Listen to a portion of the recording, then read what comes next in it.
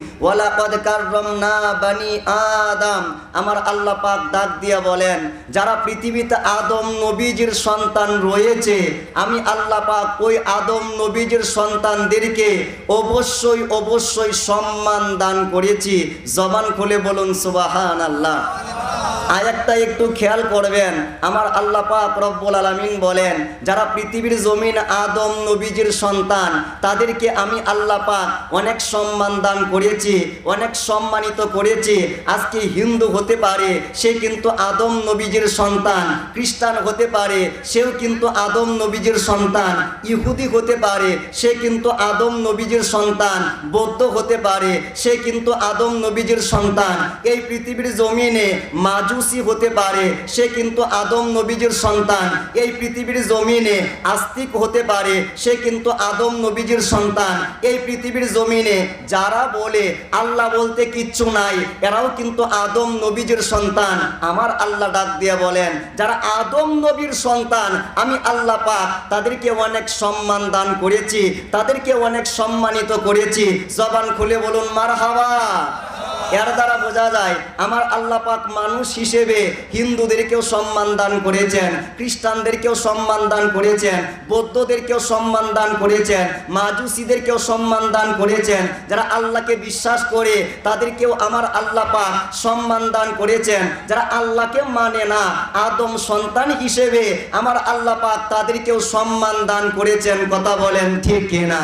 তো আল্লাহ পাক হিন্দুদেরকে সম্মান করতে পারে, আমার আল্লাহ পাক খ্রিস্টানদেরকে সম্মান দিতে পারে, আমার আল্লাহ পাক বৌদ্ধদেরকে সম্মান দিতে পারে। কিন্তু বর্তমান বাংলাদেশের অবস্থা এমন হয়ে গেছে, তোমার পরিচয় মুসলমান, আমার পরিচয় মুসলমান, তোমার কিতাব কোরআন, আমার কিতাব কোরআন, তোমার নবী মুহাম্মাদুর রাসূলুল্লাহ, আমার নবী মুহাম্মাদুর রাসূলুল্লাহ। তুমি 5 ওয়াক্ত নামাজ পড়ো, আমিও 5 ওয়াক্ত নামাজ পড়ি, কিন্তু তোমার টুপির সাথে আমার টুপির মিল না হওয়ার কারণে তুমি আমাকে সম্মান দেও না, আমি তোমাকে সম্মান দেই না। তুমি আমার চেহারা দেখতে পারো না, আমি তোমার চেহারা দেখতে পারি না। অথচ আমার আল্লাহ পাক রব্বুল আলামিন বলে, আমি আদম নবীজির সন্তানদেরকে হিন্দু হইলেও সম্মান দিয়েছি, খ্রিস্টান হইলেও সম্মান দিয়েছি, বৌদ্ধ হইলেও সম্মান দিয়েছি, ইহুদি হইলেও সম্মান দিয়েছি। সুতরাং আপনারা এক বাক্যে বলেন, যে কোনো মানুষ আপনার সামনে দাঁড়াইলে কোরআনুল কারীমের এই আয়াতের শিক্ষা অনুযায়ী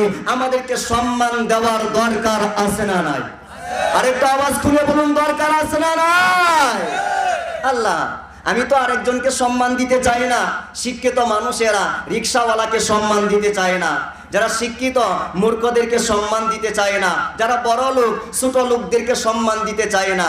তুমি আল্লাহ আদম নবীজির সন্তানদেরকে কেমনে সম্মান দিলা? আমার আল্লাহ ডাক দিয়ে বলে, লাকাদ খলাকনাল ইনসানা ফি আহসানি তাকওয়িম।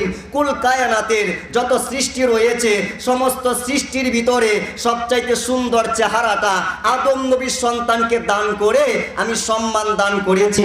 আমার আল্লাহ ডাক দিয়ে বলে, হুম খায়রুল বারি কুল কায়নাতের ভিতরে আমি আল্লাহ পাক দুনিয়ার অন্য কোন মাখলুকাতকে আশরাফুল মাখলুকাতের সার্টিফিকেট দেই নাই।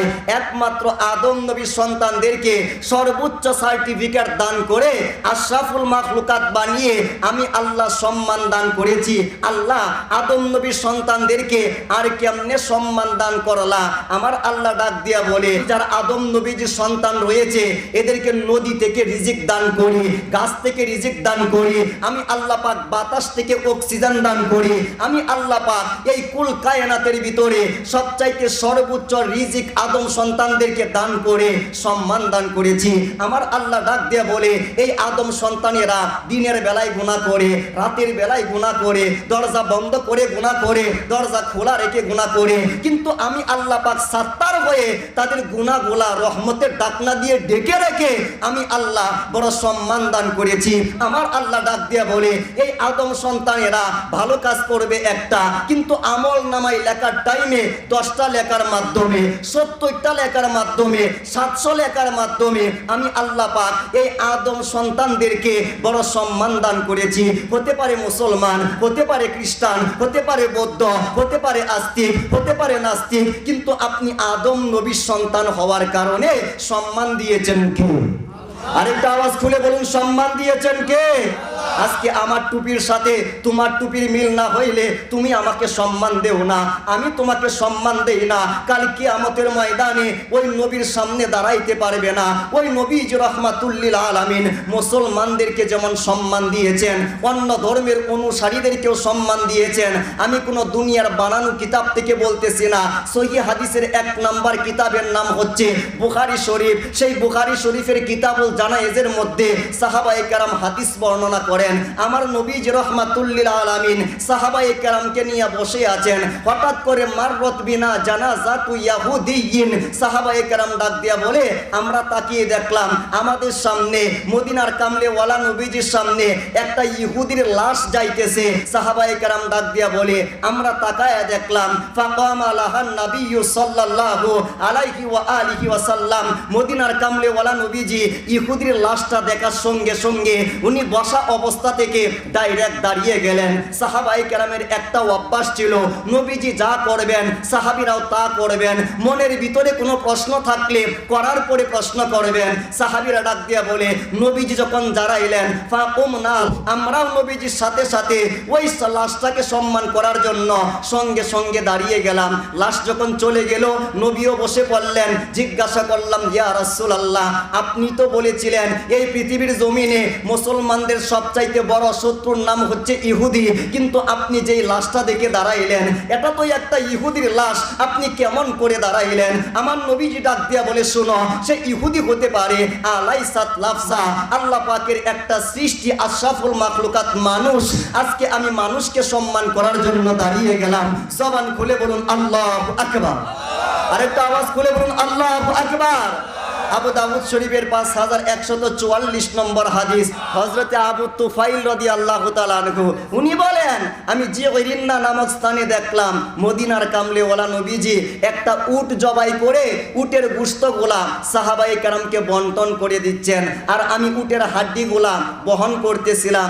আমি যখন উটের হাড্ডি নিয়ে রাস্তা দিয়ে যাইতেছিলাম, হঠাৎ করে তাকিয়ে দেখি একটা মহিলা রাসূলে পাকের কাছাকাছি আসতেছে। হাত্তা দানাত ইলান নবী সাল্লাল্লাহু তাআলা আলাইহি ওয়া আলিহি ওয়া সাল্লামা, যখন সেই মহিলাটা নবীজির একদম কাছাকাছি চলে আসলো, ফাবাসাতালাহা রিদাআহু, মদিনার কামলে ওয়ালা নবীজি ওই মহিলাটাকে বসানোর ব্যবস্থা করার জন্য নিজের গায়ের চাদর মুবারকটা বিছিয়ে দিয়েছেন। আমি বড় অবাক হয়ে গেলাম। সাহাবায়ে কেরামকে জিজ্ঞাসা করলাম, ও সাহাবীরা, আজকে আমাদের নবী মুহাম্মাদুর রাসূলুল্লাহ একজন মহিলার জন্য উনার নিজের গায়ের চাদর মুবারক মাটির জমিনে বিছিয়ে দিয়েছেন, ওই মহিলার পরিচয় কি? একটু আমাকে খুলে বলো। সাহাবায়ে কেরাম ডাক দিয়া বলে, হে আবু তুফাইল, এই মহিলা এমন একজন মহিলা, উনি হচ্ছেন মদিনার কামলে ওয়ালা নবীজির মা। দয়াল নবীজির সরাসরি মা নয়, মদিনার কামলে ওয়ালা নবীজিকে এই মহিলা দুধ পান করাইছিলেন। নাম হচ্ছে হালিমাতুস সাদিয়া রাদিয়াল্লাহু তাআলা আনহা। তো মদিনার কামলে ওয়ালা নবীজি ওই মায়ের জন্য নিজের চাদর মুবারক বিছিয়ে দিয়েছেন, যেই মা কয়েকটা বছর ওনাকে দুধ পান করাইছিলেন। মদিনার কামলে ওয়ালা নবীজি যদি একজন দুধ মাতাকে সম্মান করতে পারে, আমাদের উচিত দুনিয়ার মানুষকে সম্মান করা। কথা বলেন ঠিক কিনা? আরেকটা আওয়াজ খুলে বলুন ঠিক কিনা? কিন্তু আমরা সম্মান করতে শিখে নাই, সম্মান নষ্ট করতে শিখেছি। আরেকজনের বদনাম না করলে আমার ভালো লাগে না, আমার পেটের ভাত হজম হয় না। চা স্টলে বসে আরেকজনের সমালোচনা না করলে আমার মনের স্বাদ মিটে না। সম্মানিত বাবাজিরা, হঠাৎ করে আপনার উপরে আজরাইল সওয়ার হয়ে গেলে, যখন আপনার জান কবজ হয়ে যাবে, আপনি তখন কবরের বাসিন্দা হয়ে যাবেন। আল্লাহর কসম করে ডাক দিয়া বলি, সেদিন আপনি আফসোস করবেন, মাওলা আরেকটা দিনের জন্য দুনিয়াতে পাঠাও, আর দুনিয়াতে গিয়ে কাউকে সমালোচনা করব না, কারো বিরুদ্ধে কথা বলবো না। আমার টুপির সাথে আরেকজনের টুপি মিল না হইলে আমি তাকে অসম্মান করব না। সম্মানিত বাবাজিরা, কবরে গিয়ে আফসোস করলে কোনো লাভ হবে না। এই দুনিয়াতে থাকা অবস্থায় আমাদের চরিত্রের পরিবর্তন করতে হবে। কথা বলেন ঠিক কিনা? চরিত্রের পরিবর্তন করেন, মানুষকে সম্মান করতে শিখেন। আমরা তো শুধু সম্মান পাইতে চাই, আমরা সালাম পাইতে চাই, আমরা টাকা পয়সা পাইতে চাই, কিন্তু ইসলাম ধর্মের একটা নীতি আছে। ইসলাম ধর্ম আপনাকে ডাক দিয়া বলে, যদি তুমি সম্মান পাইতে চাও তাহলে আগে মানুষকে সম্মান দেও। ইসলাম ধর্মের একটা নীতি আছে।